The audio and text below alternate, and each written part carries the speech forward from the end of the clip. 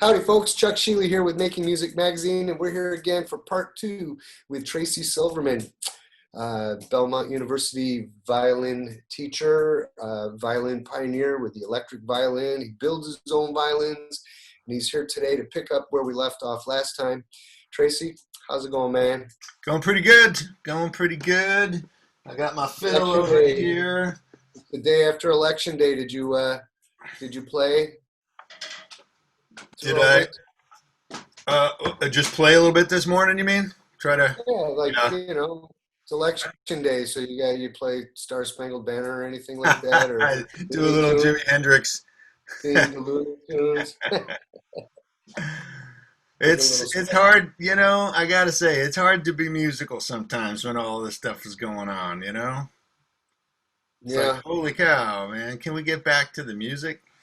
right, right. I found myself going in and just hitting a bunch of power chords for a while. There's something very cathartic about that. Just a plain I, old E.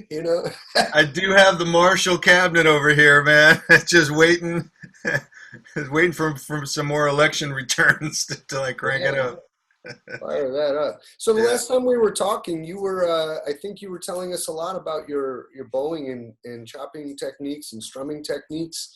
Um, it seems like a good place to pick it back up again sure, yeah, sure, sure. Well, I guess especially for some folks who may not have seen our previous conversation, um, I guess what I'd like to start with is this idea of playing rhythm strings. Like, I, even before that, okay, so that's kind of the vehicle, but really the real mission is to bring strings into our contemporary culture in a way that they have fallen out of.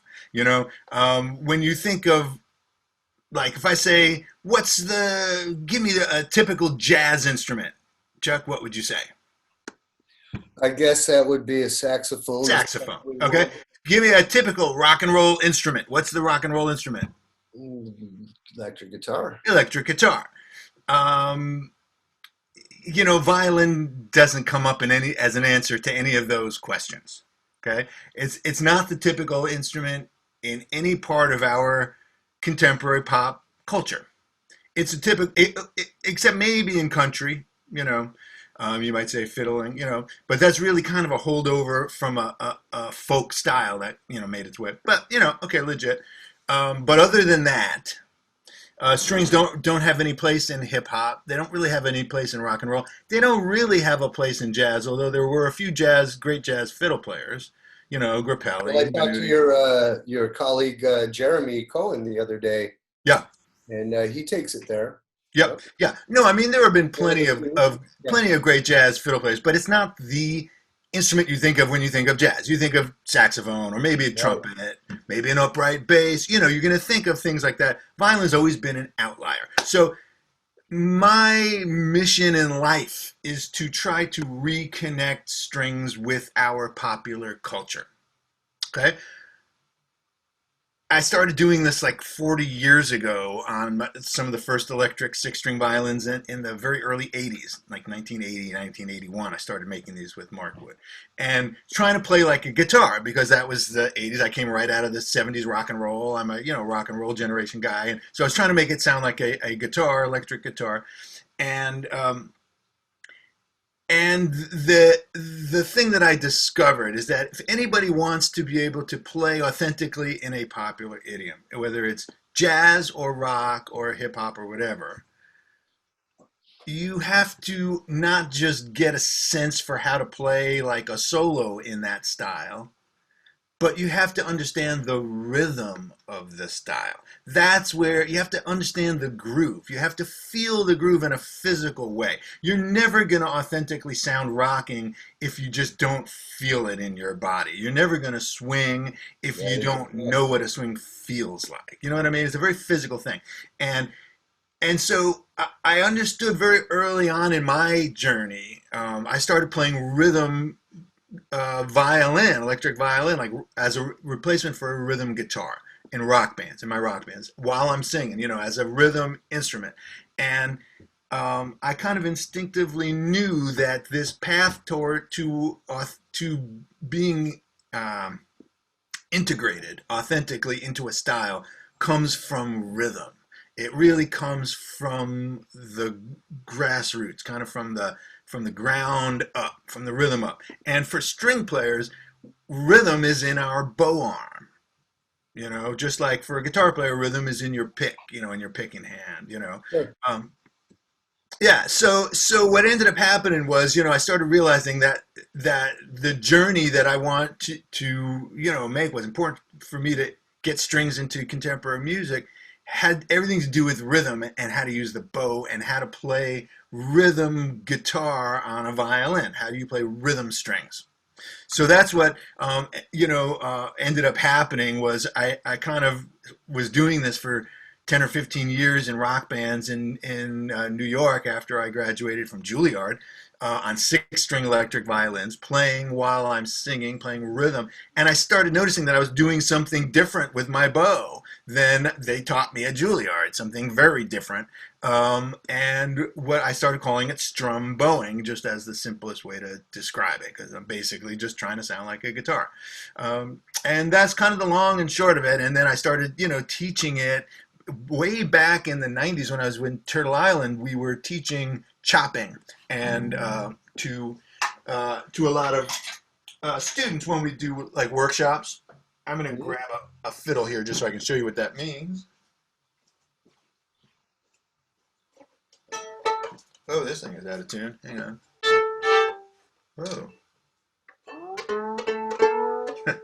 Haven't played this one in a while.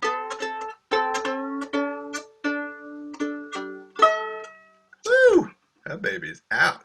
Well, I don't even need it to be in tune because chopping is just a total. It barely needs strings. Chopping is just a vertical stroke. Okay, this is something that they don't touch upon at Juilliard. Okay, they're only interested in horizontal at Juilliard. Okay, so this vertical noise is very unclassical, but it's something we started doing in Turtle Island as a way to imitate a whole jazz band combo with a string quartet. So somebody had to play the drums. So we would do stuff like that. I even had a piece of ebony put in right here in this bout so that I could see that piece of black inlaid Yeah. Yeah. What ebony. does that I don't know if do? you can see it because of the glare. I see it. Um, that's there so that, whoops, that wasn't supposed to happen. I don't know if you can hear, but it's kind of Almost gives like a hi-hat sound. yeah, like brushes. Hmm. So we would do all this stuff to play drums with Turtle Island, Cool. and play get a snare, backbeat, and stuff like that. So we started teaching this to Turtle Island kind of put that technique on the map. Daryl Anger was kind of the guy who really taught us all how to do that. One of the violinists and Turtle Island, who was previously from the Dave Grisman Quintet and had really sort of developed this stroke. So we would teach it to people. We would do like high school or college, or Stanford Jazz Workshop, Amherst Jazz in July, stuff like that. And we would teach students how to chop. And so they would want to know, well, how do you play this groove? So if you're going to go like this thing's out of tune, but whatever. If you want to go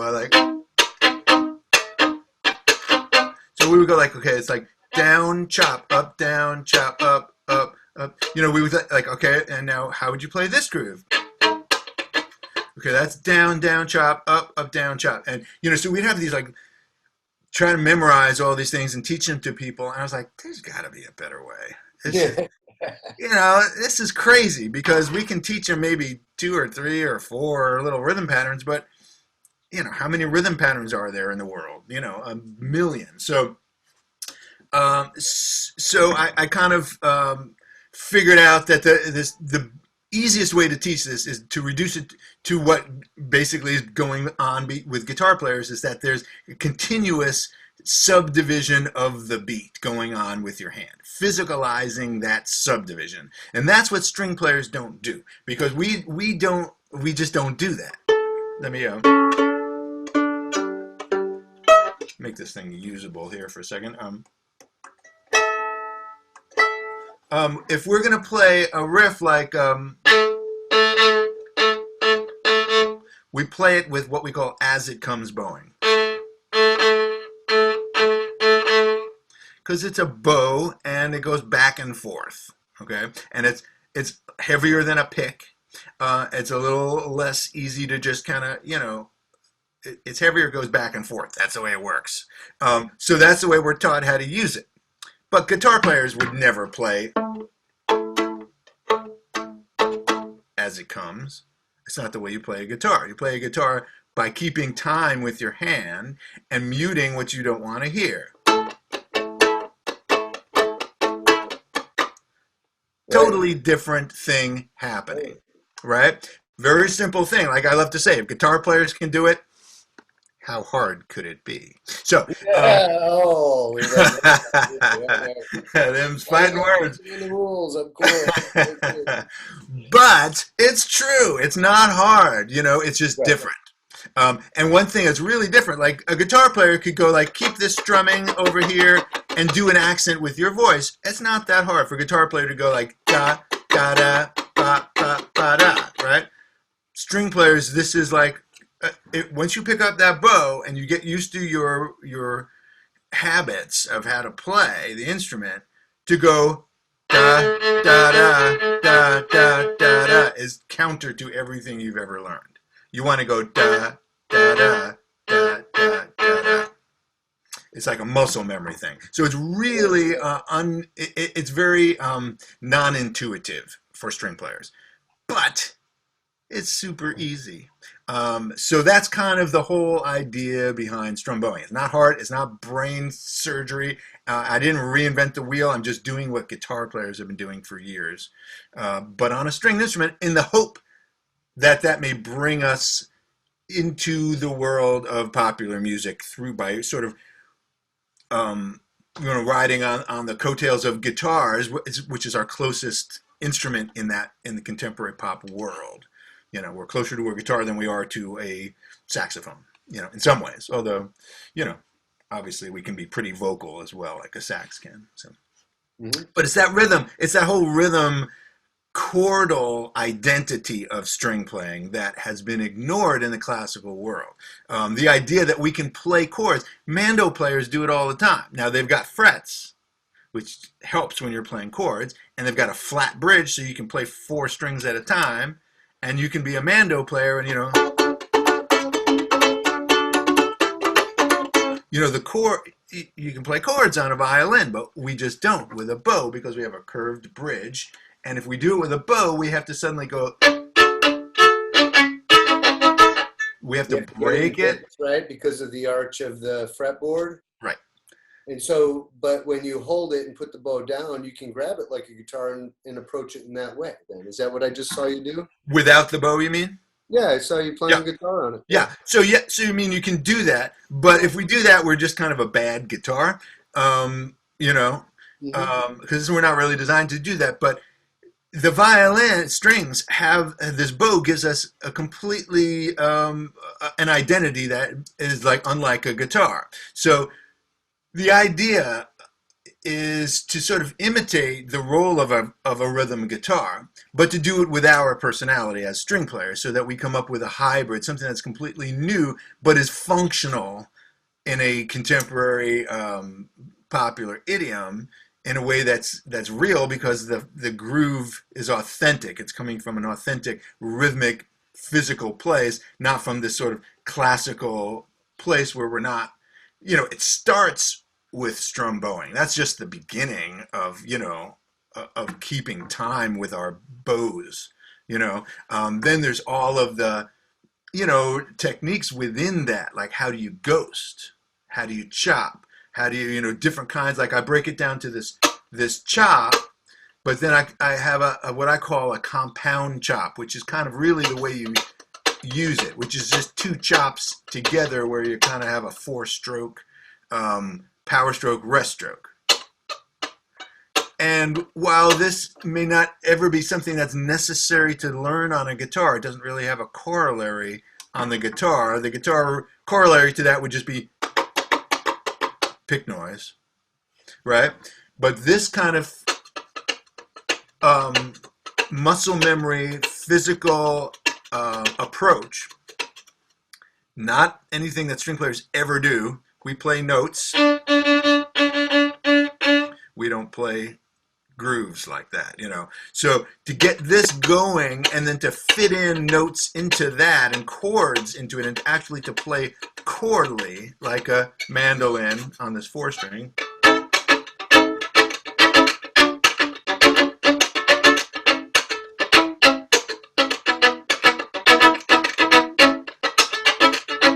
So now what I'm doing is I'm actually playing chords like a guitar player. I'm keeping time in a rhythmic way with my arm, like I'm strumming. That's actually the exact same technique I use with my guitar.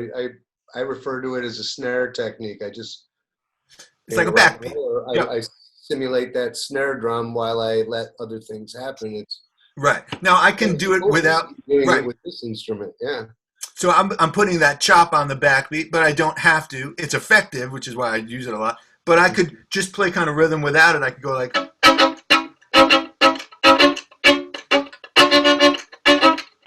you know, with a lot more space, kind of the way a lot of rhythm guitar players do, where you might just go like, boom, you know, you're just kind of playing a part of a larger dialogue. Sure. Right? A lot of time there's a lot of space involved. This is something, you know, this whole approach to playing chords with a bow is just something that string players don't do. So that's kind of my life. That's where I live. So, you know, considering the anarchy from Juilliard's point of view, have they or would they have you come in and do this at this point? Or will they set you on fire? they've never asked. I'll just put Really? it that way. Yeah. Man, I was named one of the 100 top graduates of the Juilliard in their 100th year anniversary. They named me one of their 100, only because I happened to be that year doing a very high profile gig. Otherwise, I had no idea who I was. Yeah. yeah,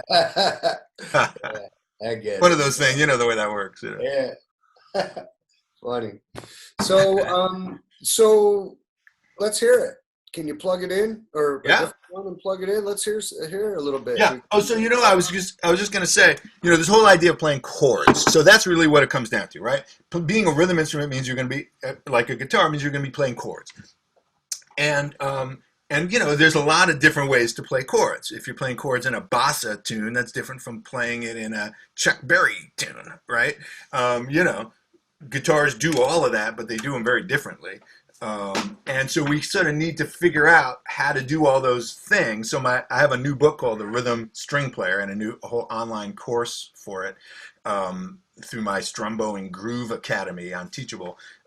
That's all about that. I break it down into specific genres. I got like a couple of Latin tunes, a couple of rockers, like a rock and roll boogie, like, you know, for the rock stuff, I've got a jazz, blues, and F, and we go over the blues and a 2-5-1s, and you know, some more. It's a bluegrass, a Celtic tune, so that we're breaking down how do you play rhythm, how do you play chords on a stringed instrument in an appropriate, authentic way for these different styles. So that's kind of what I'm breaking. Do you sometimes use a looper to enable this? All the time, yeah, a lot. Yeah, you can lay down the drums. All right. Can you hear that well enough? Or turn it up a little Sounds great. Okay. So the idea of what I was doing on the 4-string, like playing chords, kind of like a mando player. I think I was doing something like a.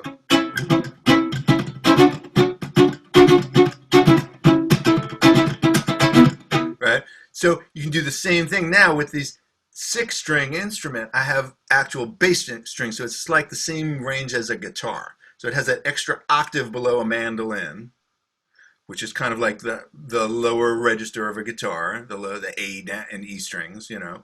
So I can go like.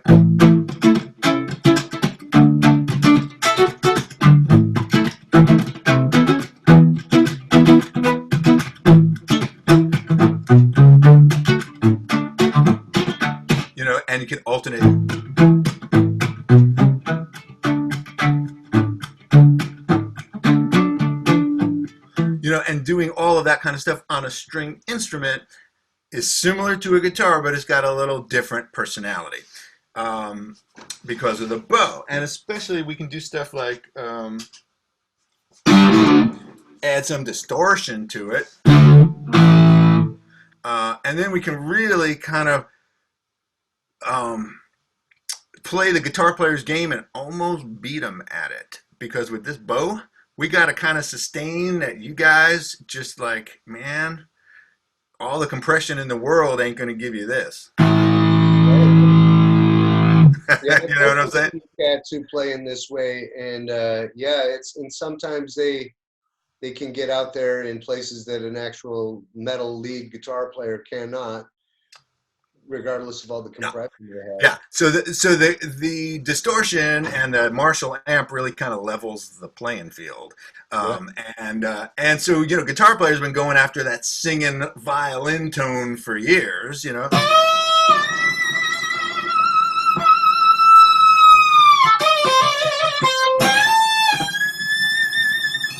Right? And, you know, so we got that. We can do the heavy riff rock, you know, get super heavy stuff. We can, you know, clean it up and we can get chords like I was showing, you know, and we can be jazzy like a...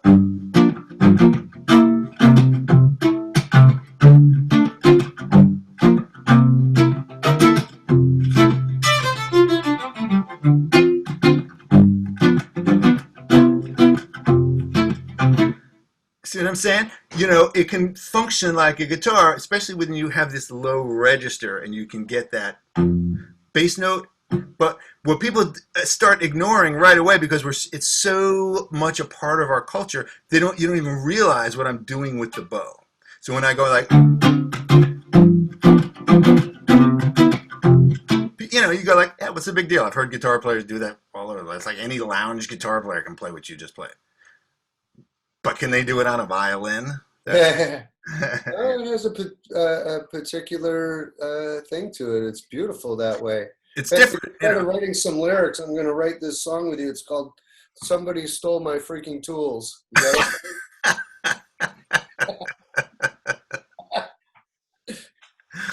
You remember what you played. You got to be able to play it twice, okay? Because I got the lyrics ready to go right here. Yeah, we're tired, so like we're goofy over here today, you know. Yeah. It's a long night. So anyway, that's my story. By any chance, do you have a looper set up where you can establish percussion and then show the kids how you do that? Yeah. So I like a looper called a boomerang. That's kind of my loop of choice. Let me just move it over here for a second. I'll show it to you because it's a really good demonstration of strum bowing in the tune itself, and it's kind of a real sneaky way that I use the loop in a way that, and this kind of demonstrates because I've done a lot of solo performing with loop, where I just do like a one-man show, and I do a lot of originals and covers and stuff like that, and it's a challenge when you're doing a lot of tunes with looping because it can get really boring. You know, people sort of get the idea of it. You start looping stuff like, okay, here he goes. He's going to loop something up for 8 bars, and then we got to wait for him to finish looping, and then he's going to add a layer. And then when he's finally done with all that, he'll take a solo. You know, so you want to, right?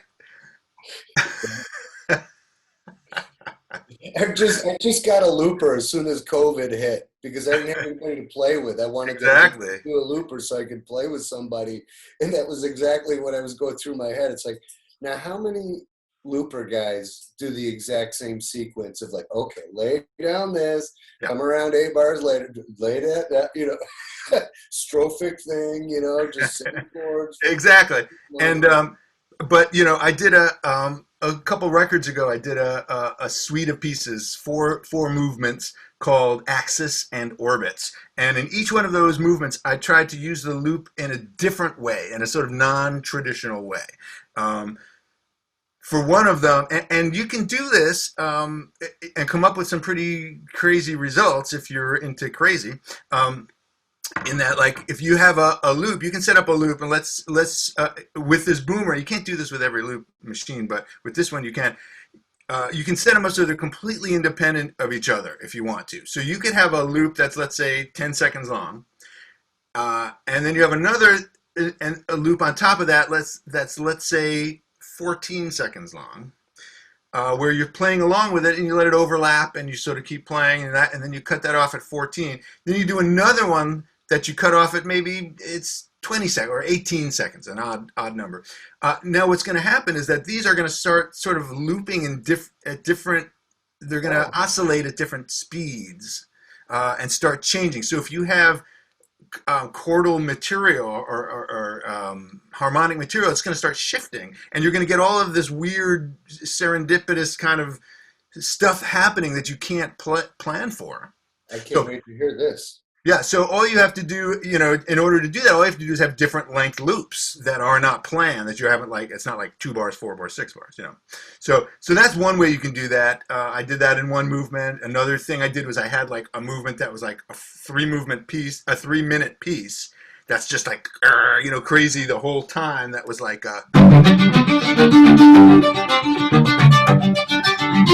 with all, it's all 13/8 and 11/8 and crazy thing like that. Play that whole thing through to the end, and then go back and play a harmony line to the whole thing, right? So that was one of the movements, which is kind of an unusual way of doing it. Very straightforward, very simple, but like a 3-minute piece and then another layer to that 3-minute piece. That's super complicated, and that, like, there's no room for error, which is why I rarely do it live and will not be demonstrating that for you today. Another one I did was I had different sort of units oscillating. Like one was I think an 8-bar, a 12-bar, and a 16-bar or something like that. So they were more organized. They were rhythmic. So it wasn't completely free of each other. Like that first one, I was talking about 10, 14, 18 seconds. Those are completely free of each other. So they have nothing to, but so you can't be rhythmic on all 3 of them because they won't line up. It'll keep shifting. But if you want to do that same idea rhythmically, you can, but you have to do them in bars, like 8 bars, 12 bars. Right. 16 bars. So but then if you do that and you have different lengths and the harmonies are different, you can end up getting shifting harmonies that are rhithmic and yet shifting. So I was doing stuff like that. Anyway, I'm going to play this Stevie Wonder tune for you right now.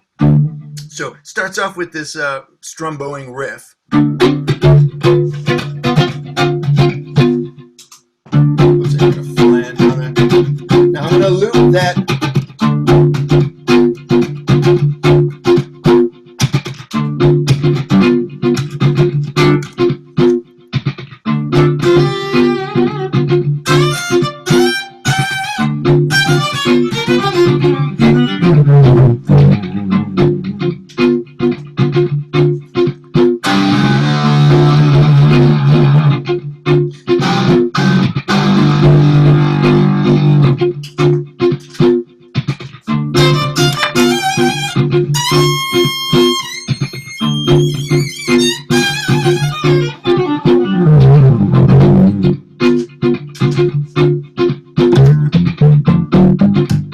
Hear the bass coming through that.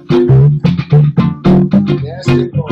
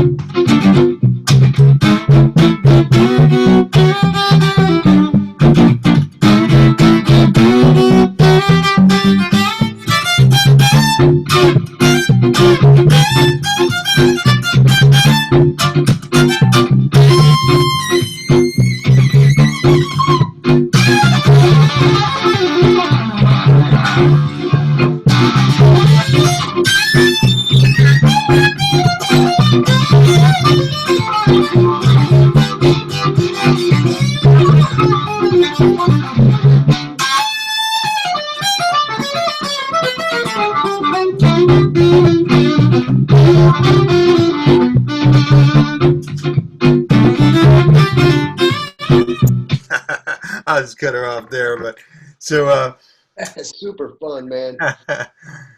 so yeah, so I'm kind of like that. That's a sneaky one because I put down the groove, and you don't even realize that I recorded the bridge to the tune because it's this thing here. Just seemed like I was goofing around and playing a bass solo towards the beginning, but I was actually recording the bridge, and then came back and put the bass overdubbed onto the first rhythm. So I went right from that into that, layered that down, and then just go right into the tune. That section happens to be the same groove for the verse and the chorus.